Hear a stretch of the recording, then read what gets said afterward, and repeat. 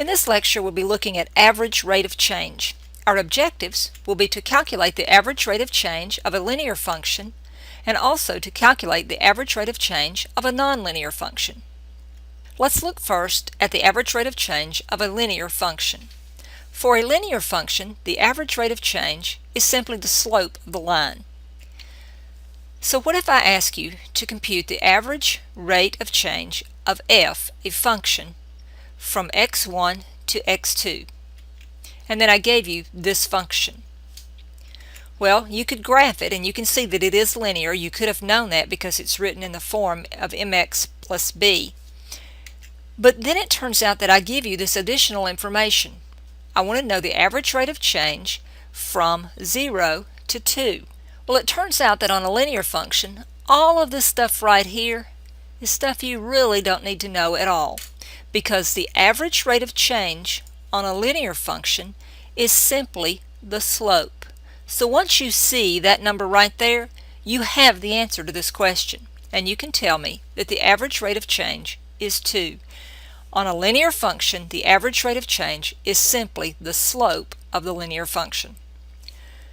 Let's go a step further now, though, and let's look at the average rate of change for a nonlinear function. Well, it turns out that for a nonlinear function, the average rate of change is the slope of the line between the two given points. Let's look at it more closely and I can show you what I mean by that. If I ask you to compute the average rate of change of f from x1 to x2, and I give you this function, 3x squared minus 3. Well, the function looks like this. Obviously it's not linear, but this time I do need to tell you between what two points. Now, let me make sure you understand something. What I'm going to do is I'm going to take that 0 and that 2 and I'm going to plug them in just like I did back when we were plotting points. So we'll plug in 0, and when we calculate f of 0, if we plugged in a 0 right here, we would get a negative 3. If I plot this point right here, 0, negative 3, it shows up right there. Well, the next thing I want to do is I want to take this 2 and I want to plug it in right here for the x, and when I do that, I would get 3 times 2 squared, which is 4. That would give me 12 minus 3, or a 9. I also want to plot that point. What I want to do now is I actually want to calculate the slope of the line that connects those 2 points. Well, hopefully you remember how to calculate a slope.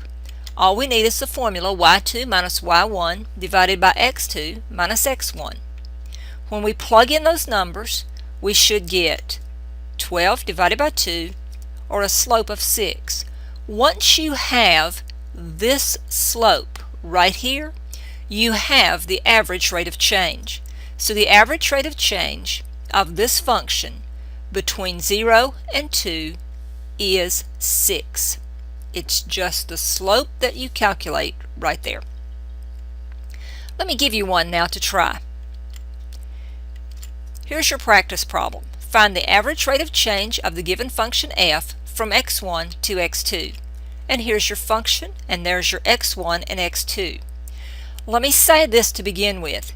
If you looked at this function right here, and it was a linear function, if it didn't have that x cubed right there, if it were a linear function, you would look at it, identify its slope, and be ready to quit.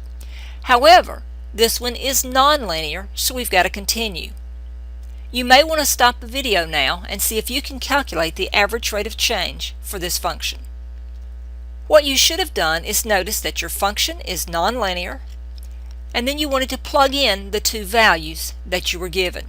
When you plug in a 1, you should have gotten a negative 1, and you would want to plot that point. Then you would want to plug in a 3, and you should have gotten 21. You want to plot that point as well.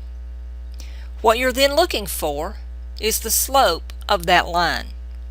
Once again, you calculate it with y2 minus y1 divided by x2 minus x1. When you do this calculation, you end up with 22 divided by 2, or a slope of 11.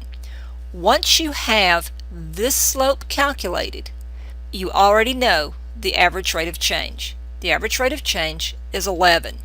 What that says is that between these 2 points, the average rate of change is 11. I know this was a short lesson. Calculate a few of your average rate of changes on your homework, and I'll talk to you again soon. By the way, my average rate of change right here is 0. I'll talk to you later. Bye-bye.